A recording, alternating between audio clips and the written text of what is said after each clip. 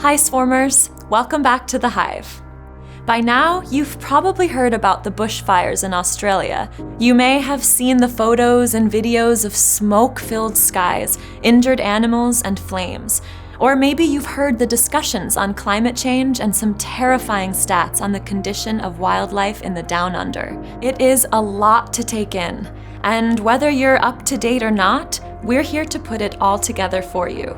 What is the Australian bush? Why is it burning? How is climate change responsible? What about the wildlife? And what can you do to help? Bushfires have always been a part of Australia's ecology and environment. Some of the country's native flora have evolved to rely on bushfires for reproduction, and fire events have been an interwoven part of the ecology of the continent for thousands of years. Aboriginal Australians once used fire to clear grasslands for hunting and to clear tracks through dense vegetation. Today, bushfires in Australia are generally defined as uncontrolled, non-structural fires burning in a grass, scrub, bush, or forested area. Bushfires can be triggered by natural causes such as lightning, but more frequently by man-made events, such as arcing from overhead power lines, arson, accidental ignition in the course of agricultural clearing, grinding and welding activities, campfires, cigarettes and dropped matches, sparks from machinery, and controlled burn escapes. They spread based on the type and quantity of fuel that is available. Fuel can include everything from trees, underbrush, and dry grassy fields to homes. Wind supplies the fire with additional oxygen, pushing the fire across the land at a faster rate. It is now widely understood that climate change is also contributing to the ferocity of this year's fires, with hotter, drier conditions, making the country's fire season longer and much more dangerous. Australia's climate has warmed by more than 1 degree Celsius over the past century, causing an increase in the frequency and intensity of heat waves and droughts. In fact, 8 of Australia's 10 warmest years on record have occurred since 2005, and a study in 2018 conducted at Melbourne University found that the major droughts of the late 20th century and early 21st century in southern Australia are likely without precedent over the past 400 years. Across the country, the average summer temperatures have increased, leading to record-breaking hot weather, with the early summer of 2019 the hottest on record. 2019 was also Australia's driest year since 1900, with the rainfall 40% lower than average. These are ideal conditions for fire, and the last several years of longer, hotter, and drier fire seasons has made it incredibly difficult for preemptive hazard reduction burning of potential fuel for wildfires in between seasons, because there's almost no in-between seasons anymore. As of January 14, 2020, at least 28 people have died nationwide, and in the southwestern state of New South Wales alone, more than 3,000 homes have been destroyed or damaged. State and federal authorities are struggling to contain the massive blazes, even with firefighting assistance from other countries. Fires are expected to burn for months to come.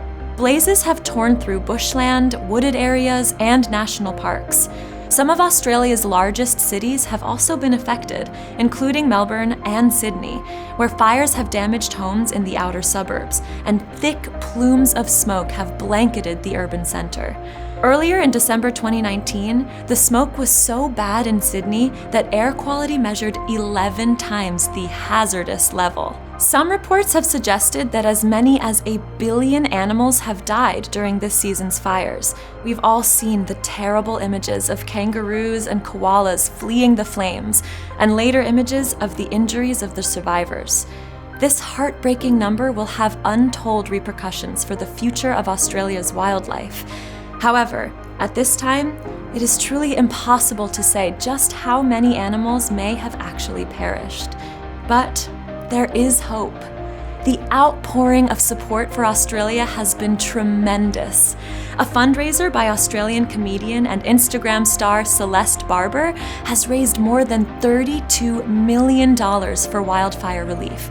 It's the most money ever raised in Facebook's fundraising history, Facebook told CBS News.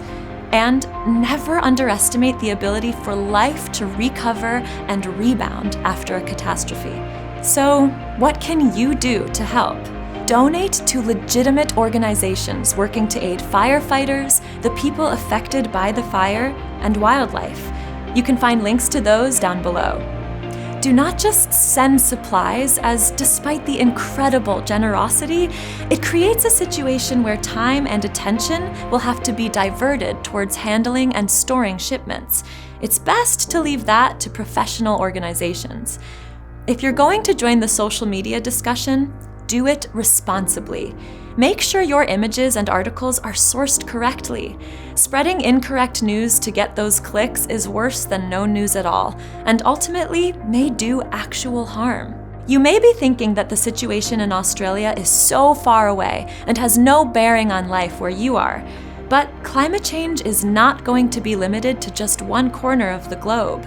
These fires are releasing a massive amount of carbon into the atmosphere, and by now, the smoke from those fires down under will have circled the entire world. So it's incredibly important that you get out there and vote for officials who are working towards a sustainable future for all of us. Pathological faith in fossil fuels, climate denial, and refusing to acknowledge the facts even as they burn down a continent is absolutely unacceptable in 2020. If our leaders won't change, we must change our leaders.